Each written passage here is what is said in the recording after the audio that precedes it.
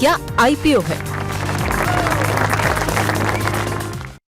Primary market वाले segment में ना दो चीज़ें डिस्कस करना बहुत इंपॉर्टेंट है। वैसे अभी हम तैयारी कर रहे होते बीसीसीएल की लिस्टिंग की, लेकिन लिस्टिंग हो चुकी है 19 तारीख के लिए स्थगित। तो 19 तारीख को इसकी लिस्टिंग होगी, क्योंकि कल जो छुट्टी आ गई बीच में एक ट्रेडिंग सेशन, वो एक ट्रेडिंग सेशन ऐड करके अब सोमवार को इसकी लिस्टिंग होगी।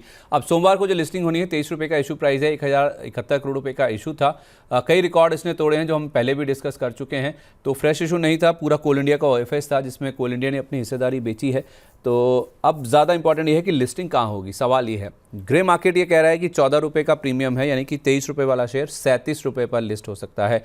बहुत ही शानदार रिस्पांस मिला था इसको। Second most subscribe PSU IPO है ये मज़गांव डॉक के बाद। 147 गुना का आप देखिए इसमें सब्सक्रिप्शन था। सबसे ज़्यादा QIBs 310 गुना से ज़्यादा का रिस्पांस यहाँ देखने को मिला था। NI का पोर्शन भी 250 गुना से ज़्यादा भरा है। तपन सर, आपका क्या एक्सपेक्टेशन है? मान लीजिए ये 23 वाला 37 पे लिस्ट हो गया जैसा ग्रे मार्केट बता रहा है, तो मुनाफा बुक कर लेंगे या फिर अभी आप कहेंगे बने रहिए और भी अपसाइड बाकी है? नहीं, देखिए काफी हद तक अपसाइड ऑलरेडी कैप्चर हो जाएगा। तो दो चीजें शॉर्ट टर्म के लिए, तो अगर आप लिस्टिंग गेन्स के लिए तो आई थिंक बुक ही कर लीजिए, कोई कोई दिक्कत नहीं है, क्योंकि ना ऑलरेडी आपको अच्छा प्रॉफिट मिल रहा है। फिर आराम से क्वार्टरली रिजल्ट देख के वापस एंटर कीजिएगा। लेकिन लॉन्ग टर्म में आई थिंक जिनको जरूरत नहीं है वो बने रहिए। हाँ, एक स्टॉप लॉस लगा के चलिए 2-3 रुपए नीचे। तो कुछ अगर नो नीचे आना चालू हुआ तो एटलीस्ट आप नो 33 या 34 के आसपास अगर स्टॉप लॉस लगा के चलेंगे, अगर 37-38 पे लिस्ट हुआ तो आई थिंक वो एक अच्छा खासा आप क्या प्रॉफिट लेके घर पे जाओगे। लेकिन लॉन्ग टर्म में I think one has to give time to this company, क्योंकि नेक्स्ट 6 मंथ में 1 ईयर में अगर पावर जो समर आ रहा है उससे अगर पावर डिमांड बढ़ती है तो कोल में भी अगर आप देखो इंक्रीज होगा प्रोडक्शन वाले, तो उनको बेनिफिट हो सकता है। तो अगर थोड़ा आप 1 साल का व्यू पकड़ के जो तो होल्ड कीजिए, अदरवाइज लिस्टिंग इन में आपको लिस्ट करना है तो भी अच्छा प्रॉफिट है। विले मैम, आपकी भी यही राय है? लिस्टिंग गेन मिलता है तो स्टॉप लॉस लगा के जितना हो सके उतना गेन निकालने की कोशिश करें इसमें। नहीं, इसमें क्योंकि इसमें लिस्टिंग 20% से ऊपर के रेशियो पर जा रही है, ऊपर के प्राइस पे जाएगी वेरी लाइकली। सो जो प्रॉफिट है वो लगे रहने दीजिए, कैपिटल निकाल लीजिएगा। वो उस व्यू के साथ में आप इसको अभी भी और इसको होल्ड करके छोड़ दीजिए। जो प्रॉफिट है उसके साथ फिर छेड़खानी मत करें। जो भी प्रॉफिट आपको इसमें आ रहा है उसको आप continue to hold for couple of quarters भी अगर आप रखें, देन मतलब मैं ये तो नहीं बोलूंगी कि यकीन मानिए, बट वेरी वेरी चांसेस कि ये और अपनी अपसाइड की मूवमेंट को कंटिन्यू करेगा। 45 का टारगेट मैंने दिया है, 45-60 तक भी ये स्ट्रेच कर सकता है इन कपल ऑफ मंथ्स। तो आप इसको होल्ड कर सकते हैं विद योर प्रॉफिट, कैपिटल निकाल लीजिएगा तो आपका एक सिक्योरिटी भी हो जाएगी। एंड और जो तुरंत अच्छी लिस्टिंग को देख करके जंप इन होने की कोशिश कर रहे हैं कि टारगेट बड़े अच्छे बड़े बड़े दिख रहे हैं, तो आप ये भी समझे कि जो लोग पहले से जिनको मिल गया ना, उनके लिए ये एक लोअर रिस्क बेट है अब, राइट? उनके पास में ऑलरेडी पैसा है, प्रॉफिट है जो उन्होंने इसमें कमाया। तो सेकेंडरी मार्केट में एंटर करने वालों को प्राइस थोड़ा सा अगर सस्ता मिल जाए तो अच्छा रहेगा, उसके लिए वेट एंड वॉच कर लीजिएगा। एंट्री आपको सिर्फ तब करनी है जो कि कंडीशन मुझे नहीं लगता कि मैच होगी, लिस्टिंग इसके कहीं ऊपर हो सकती है इसकी। तो अगर 20% फिर भी इफ एंड बट केस में अगर 20% तक ही प्रीमियम लिस्टिंग हो रही है तो ही एंटर करिए, क्योंकि स्कोप उसके बाद फिर और बच जाएगा। लेकिन अगर लिस्टिंग ही आपकी 50-40 के बीच में हो रही है तो फिर आप रुक जाइए, मतलब परसेंटेज अगर उसके बीच में हो रही है तो फिर आप रुक जाइएगा, फिर तुरंत एंट्री मत करिए, महंगा हो जाएगा सौदा फिर शॉर्ट टर्म के हिसाब से। ठीक है, तो आप कह रही हैं कि 2 महीने में, अगर मैंने सही सुना तो 45 से 60 तक जा सकता है ये? थोड़ा सा दायरा और बढ़ा, कपल ऑफ मंथ का मतलब, ठीक है मैं कपल ऑफ क्वार्टर्स बोल देती हूँ अगली बार से। कपल ऑफ मंथ मतलब आपको 3-4 महीने का समय फिर भी देना पड़ सकता है। मतलब पहला टारगेट आपको बहुत लाइकली है कि पहला टारगेट बहुत लाइकली है कि आपको 1-2 महीने के अंदर मिल जाए, बट सेकंड टारगेट के लिए you got to give a time. तो आप अगर उतना समय दे सकते हैं, होल्ड कर जाइएगा। ठीक ओके। वैसे पूछना थोड़ा सा टेक्निकली रॉन्ग हो जाएगा, लेकिन अगर कोई स्टॉप लॉस आप दे पाएँ संभावित इसी बैकड्रॉप में कि 37 के आसपास ये लिस्ट हो सकता है जैसा ग्रे मार्केट का प्रीमियम बता रहा है, तो भी 25 रुपए जो इसका लिस्टिंग प्राइस है, कैपिटल पर डेंट मत लीजिए। आप इसमें कम से कम 25 के ऊपर 26 रुपए पर अपना एक स्टॉप लॉस मेंटेन करके चले इन एवरी केस। अगर आप, लेकिन लिस्टिंग प्राइस पर खरीदने वालों के लिए ये नहीं है। Right? Don't try to jump, don't try to buy जब वो बहुत ज्यादा वॉलेटाइल है। ये 2 साल में अच्छा चलेगा, लेकिन आप अगर इसको खरीद करके आप पूछने लगे सवाल कि मैडम 2 महीने हो गए ये चला नहीं, अब क्या करें, वैसे सवाल नहीं, फिर वो जायज सवाल नहीं होगा।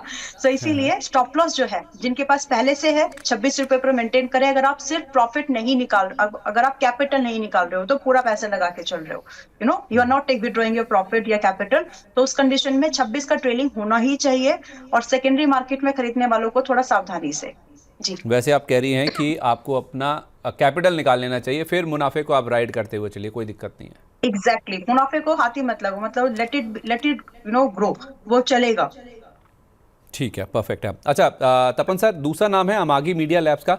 अब इसमें भी ना वैसे सब्सक्रिप्शन तो नहीं आ रहा है, लेकिन ग्रे मार्केट का प्रीमियम लगातार स्टॉक में बना हुआ है, और जैसे ही ये BCCL बंद हो गया ना, उसके बाद तो एक्टिविटी और बढ़ गई। ये पहले 37-38 रुपये था, ये 37 के आसपास घटकर ये 15-16 रुपये के आसपास आ गया, वापस बढ़कर आप देखिए 28 रुपये के आसपास इनका ग्रे मार्केट प्रीमियम हो गया अमागी मीडिया लैब्स का।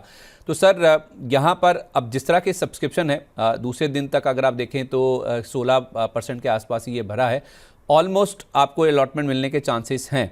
तो जिनको BCCL नहीं मिला, बस छूट गई है, अमागी वाली बस में बैठ जाएं? नहीं, इसमें प्रॉब्लम ये है कि इसका बिजनेस मॉडल इतना स्ट्रांग नहीं है। अगर आप बिजनेस मॉडल की बात करो, वो एक SaaS है, सॉफ्टवेयर एएस सर्विस, जो बेसिकली कहा जाता है ना, क्लाउड नेटिव ब्रॉडकास्ट और स्ट्रीमिंग सॉल्यूशन के लिए प्रोवाइड करते हैं कंटेंट ओनर्स के लिए, और जो OTT प्लेटफॉर्म होते हैं या ब्रॉडकास्टर्स को, वो लोग उनकी सर्विस लेते हैं।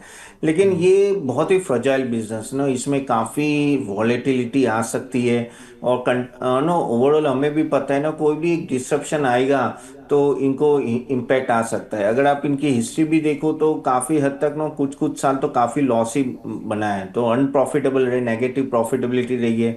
और इन सब बिजनेस में ऐसे होता है कि इनिशियली आप धीरे जाते हो, फिर आगे आके रेवेन्यू ग्रोथ होता है। और इस टाइम पे जब AI का इम्पैक्ट है, प्लस नो कंपटीशन इतनी फियर्स है, आई थिंक यहाँ बिजनेस मॉडल इतना अपीलिंग नहीं है। तो मैं यहाँ सजेशन नहीं दूंगा, बेटर है अवॉइड कीजिए, वही बेटर है, क्योंकि कंपेयर टू BCCL यहाँ आपको बहुत सारी इफ एंड बट्स है। सो मेरे एंड से अवॉइड रहेगा ये। अच्छा, आपकी क्या राय है वीएलए मैम? ये क्वालिटी कंपनी नहीं लगती है संदीप जी। मतलब तपन जी ने बहुत वैलिड पॉइंट किया है, these are the company that you can shut down in 1 click. तो जहां पर, और ऑफ कोर्स इस तरह की कंपनीज में प्रॉफिटेबिलिटी जब आनी शुरू होती है तो हाई मार्जिन होते हैं, specifically in service industry. But business model हल्का है, आज के न्यू एरा से बेस्ड है, बट बिजनेस मॉडल थोड़ा सा रिस्की है, इसलिए अवॉइड करना ज्यादा बेटर है। अगर रिस्क लेना ही है तो सेकेंडरी मार्केट में ऑप्शंस हैं, आप वहां देख सकते हो। उतना रिस्क लेने लायक नहीं है जो कि हम प्राइमरी मार्केट में रिस्क हम BCCL में ले सकते थे, उस कंपैरिजन में ये फिट नहीं बैठता। तो फिलहाल के लिए ठीक इट्स है, अवॉइड, और फोमो परफेक्ट भी है। नहीं करना है। इट्स नॉट लाइक कि आपको सेकेंडरी मार्केट में डिस्काउंट लिस्टिंग हो गई या फिर थोड़ा बहुत ही प्रीमियम पे आया फिर खरीद ले गया, नहीं, बिजनेस मॉडल पे दम होना चाहिए, तो वो वहां पे टिकता नहीं है। ठीक है, परफेक्ट है। तो दोनों तरफ से यही राय है कि इसको अवॉइड कीजिए, बिजनेस मॉडल उतना अच्छा नहीं है एज़ कम्पेयर टू BCCL। अच्छा, कुछ लॉक-इन्स भी खुलने हैं, जिसमें हम ICICI पोटेंशियल AMC की तो बात कर ही चुके हैं ऑलरेडी। 1% का लॉक इन खुला है आज, 70 लाख शेयरों का है ये, 1910 करोड़ रुपए की वैल्यू इन शेयरों की, तो इसकी तो बात हो चुकी है, हम कर ली है हमने। स्मार्ट वर्क्स को वर्किंग स्पेसिस, VLA मैम जरा इसको देख लीजिए, बड़ा लॉक इन खुला है, करीब 3.25 करोड़ शेयरों का, और ये 27% हिस्सा है, 1479 करोड़ के ये शेयर है ना, जो कि बाजार में ट्रेडिंग के लिए अवेलेबल हो गए। मैं नहीं कह रहा हूँ बिकने के लिए आ गए, ट्रेडिंग के लिए अवेलेबल हो गए। इस स्टॉक के ऊपर आप कोई इंपैक्ट देखते हैं या कोई स्टॉप लॉस, नीचे में सपोर्ट लेवल स्टॉक का आप बता दीजिए, इतनी बड़ी सप्लाई आ रही है आज के सेशन तो।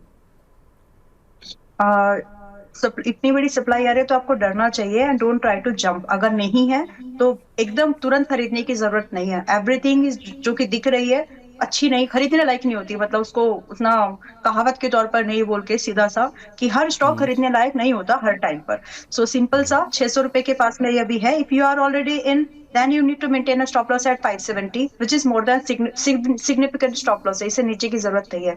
And if you are not in, don't buy.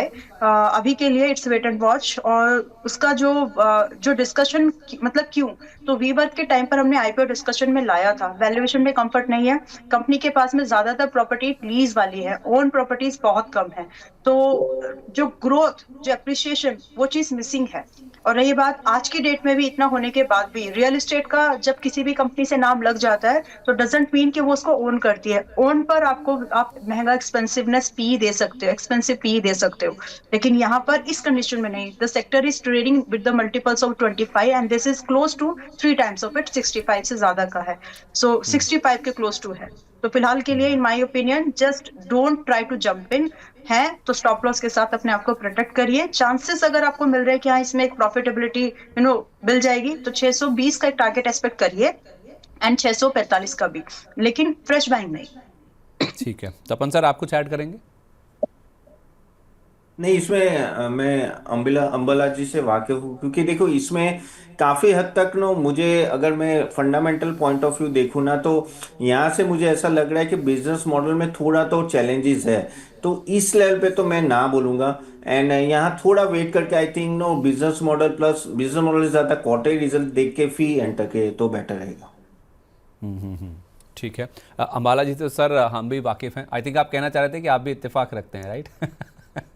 हाँ, वो थोड़ा हिंदी ठीक ठाक नहीं है मेरा. नहीं सर, कोई ऐसी बात नहीं, just on a lighter note, ऐसा कुछ नहीं है. मैं थोड़ा बहुत चीजें होती है सर, वो कभी हिंदी में करता हूँ, कभी इंग्लिश में करता हूँ, कभी गुजराती में करता हूँ, तीनों पूरे दिन में आज अच्छा. तीनों है तो मेरे मिक्स हो जाते हैं. अरे वाह, क्या बात है. मतलब तीनों भाषाओं में आप दर्शकों को बता रहे हैं कि बाजार में कैसे रणनीति अपनानी चाहिए. वाह, क्या आईपीओ है.